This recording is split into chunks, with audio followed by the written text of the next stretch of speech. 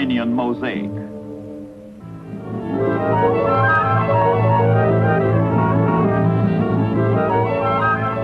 The Mediterranean is the middle sea. Is many seas: Aegean, Tyrrhenian, Ionian, Adriatic. The great rivers meet and mingle: the Po and the Ebro, the Rhone and the Arno, the Nile and the Tiber. The waters wash the shores of Asia, of Africa, of Europe.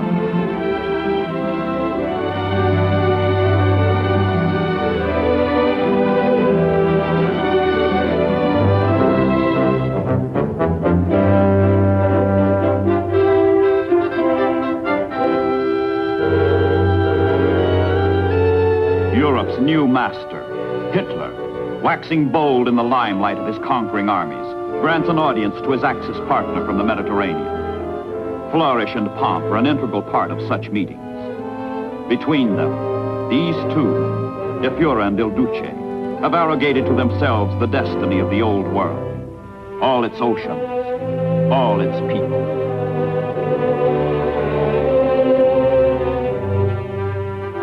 On the mountaintop headquarters in Berchtesgaden, called the Eagle's Nest, plans are formulated to conquer the Mediterranean. Colonel General Jodl, Hitler's personal chief of staff, urges reduction of Gibraltar and Suez. Seal off the inland sea and make it an Axis lake. The Italian Navy, deployed in 3 swift squadrons and manned by able crews, is a grave, powerful menace to the lifeline binding the British Commonwealth of Nations. A menace to the Allied world.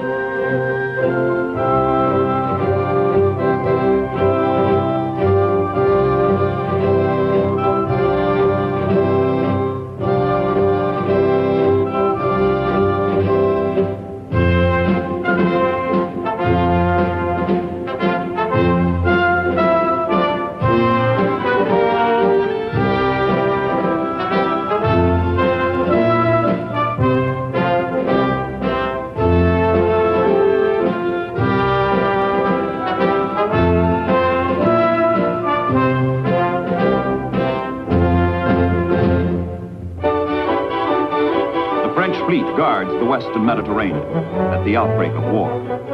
Famous for the speed of its cruisers and destroyers, the French sortie from their bases at Toulon, Algiers, and Oran.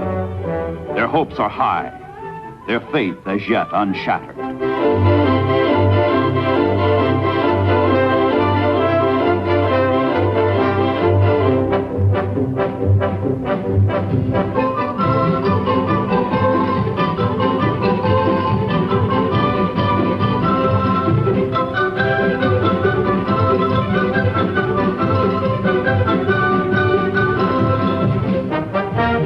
Churchill warns the Allied world that the safety of Great Britain and the Empire is powerfully, though not decisively, affected by what happens to the French fleet.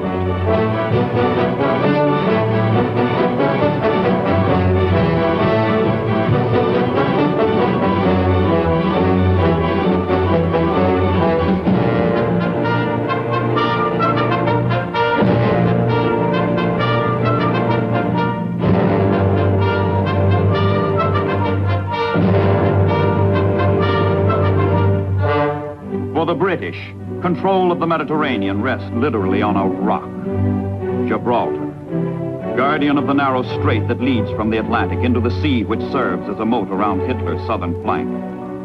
Natural fortress, indestructible sentinel, Gibraltar was ceded to the British by the Spanish in 1713. What nature has provided, the British through the centuries have improved.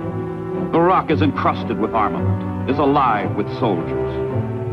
The Royal Navy faces the longest odds in all its history in the coming battle for the Mediterranean. If the rock goes, North Africa and the Near East go with it.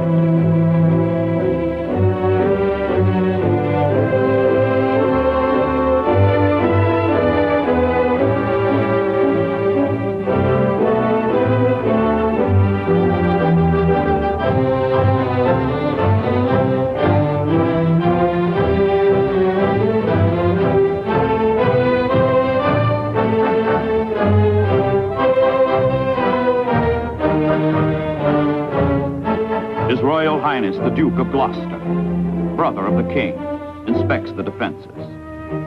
From Gibraltar, there is a 1,900-mile seaway east to Suez that must be kept open, that must be protected.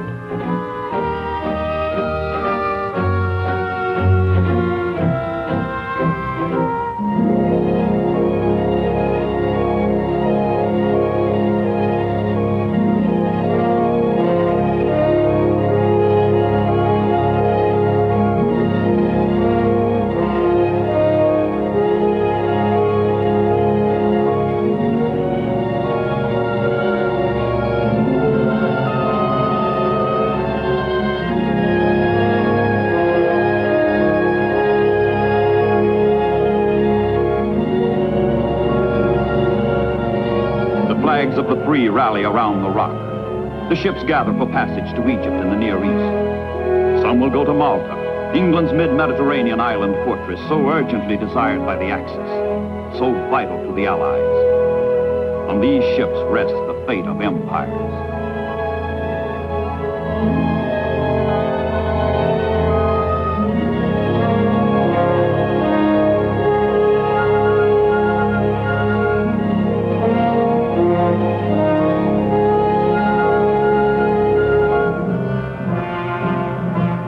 As a convoy heads for Malta, the ship's officers face the harsh knowledge that the enemy is under, over, and on the sea route ahead.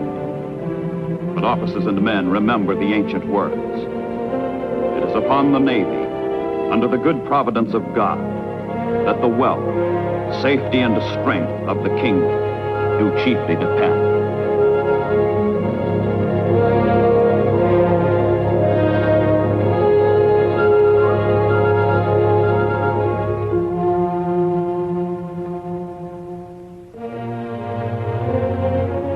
One of England's great decisions of the war is to strengthen her Mediterranean fleet while the British Isles are still in danger of German invasion. The Royal Navy, outnumbered and outgunned here, sweeps forth to clear the sea lane to Malta.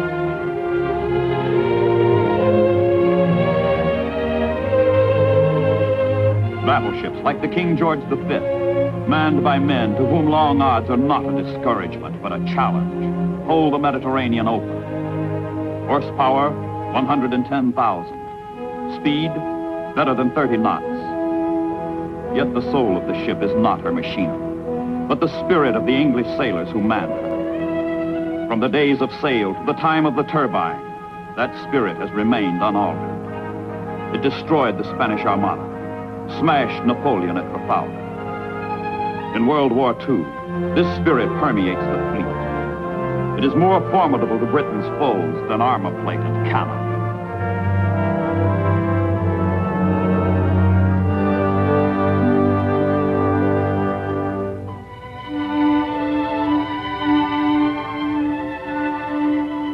Wars are not won by guns alone.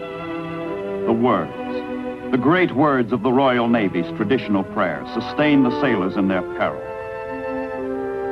Eternal Lord God, who alone spreadest out the heavens and rulest the raging of the sea, who has compassed the waters with bounds until day and night come to an end, be pleased to receive into thy almighty and most gracious protection the persons of us, thy servants, and the fleet in which we serve. Aboard a British man-of-war, there are 5 mealtimes a day. Cocoa on the morning watch, breakfast, dinner, tea, and supper. The galleys of the King George V must feed a crew of 1,900 men.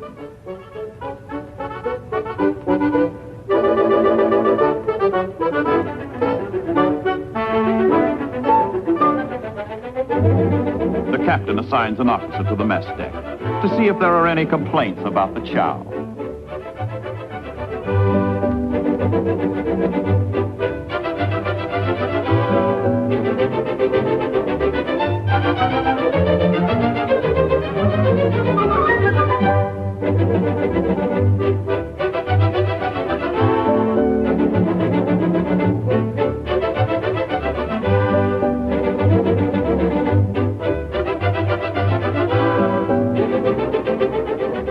Written in the King's regulations. A daily ration of 1/8 of a pint of rum shall be issued to every rating over the age of 20. Those who do not drink get 3 a day, called grog money instead. The rum is issued neat to petty officers. For the other ratings, it is mixed with 2 parts water. Officers must supply their own spirits.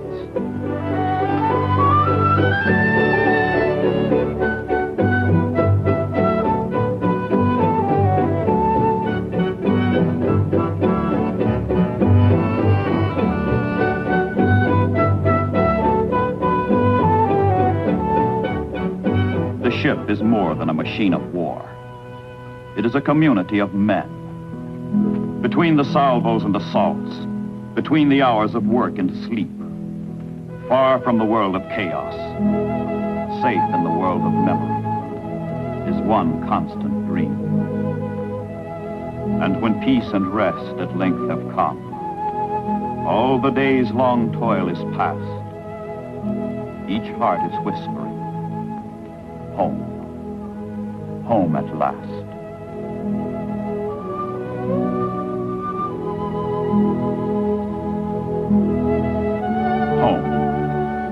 Home, sweet home. And that may be within the sound of Bow bells in teeming London, where the blitz rages and the bombs destroy.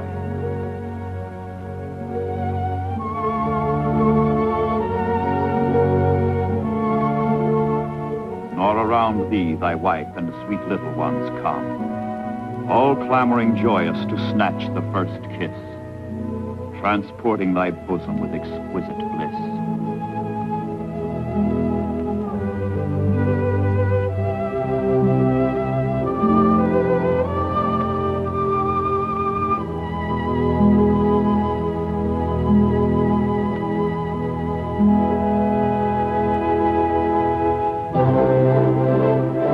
Suddenly, ominously, the mosaic of the Mediterranean changes pattern. June 1940, France falls. The Royal Navy is stripped of her ally and must guard the far-flung battle line alone. In the Atlantic, in the Channel, in the Mediterranean. The clouds of catastrophe gather, and the councils of despair urge that the Mediterranean be abandoned to the enemy.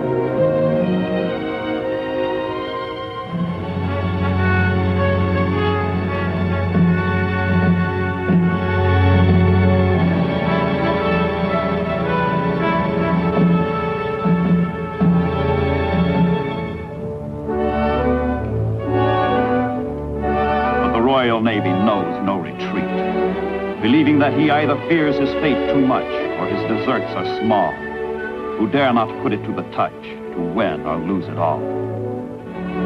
So for watch after watch, continuous, unbroken, undismayed, the Royal Navy carries on.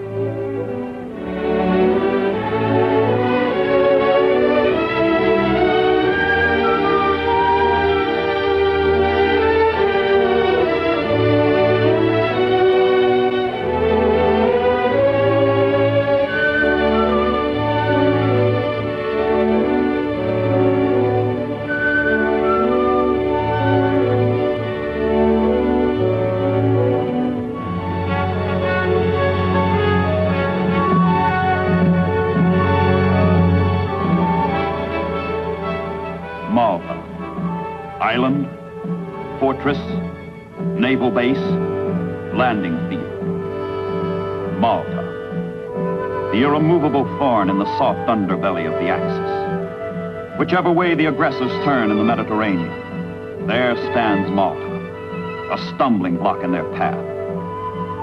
But the tiny island, with its 275,000 people, must live from convoys that fight through, The enemy is only 60 miles away in Sicily. Whoever holds Malta controls the central Mediterranean, and the British hold on to it like a bulldog. The British and the Maltese themselves. From times unimaginably remote, the waves of history have washed over Malta. The ordeals of the past pale before the present incessant threat of terror from the sky.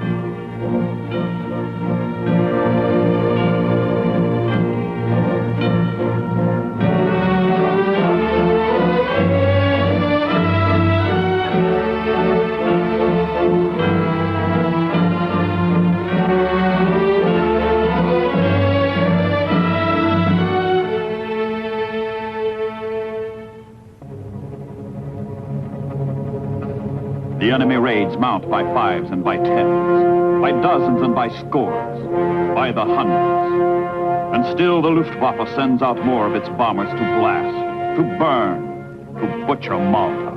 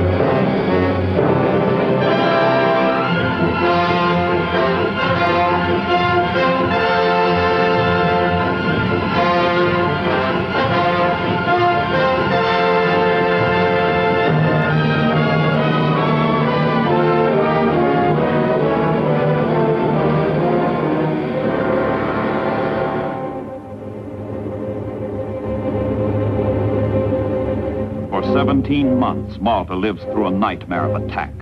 The Maltese fight terror and hunger with inadequate means, but with unbreakable defiance. Proudly, the score is kept. Air raid number 1,774. But the Axis has its grim statistics, too. 1,129 enemy planes break against the island of Malta. And the people of Malta? 1,468 dead.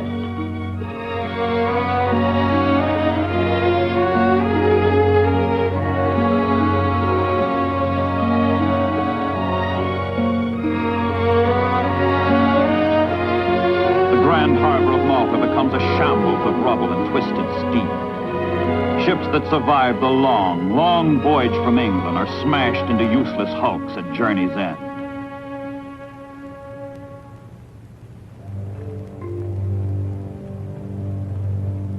The bottom of Malta's harbor is littered with the skeletons of ships that died to keep the island alive.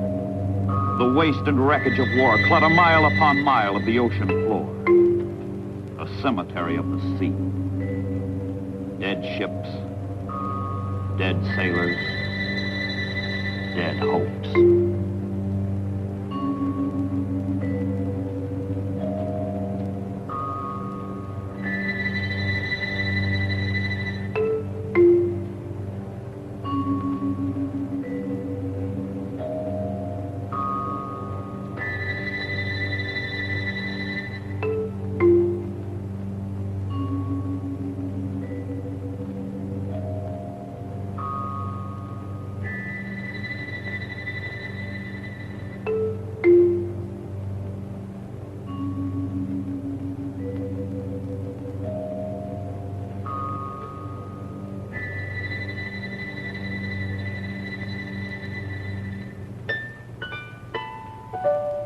But life goes on. Through endless ages, aggressors have battered at the gates of Malta, have had their hour, and disappeared. The Carthaginians came and vanished. Islam engulfed the island and ebbed away. The Goths came plundering and the Vandals raged. But history swallowed up both Goth and the Vandal. The Maltese remain.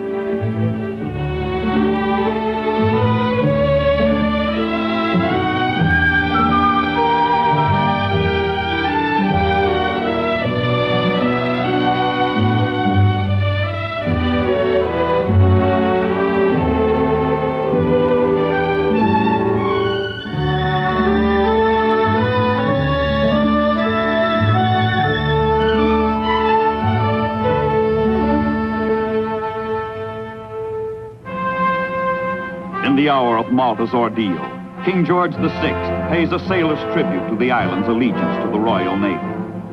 All the bells in all the churches ring, and all the people greet His Majesty. Here in the Mediterranean are the elements on which aggression shatters.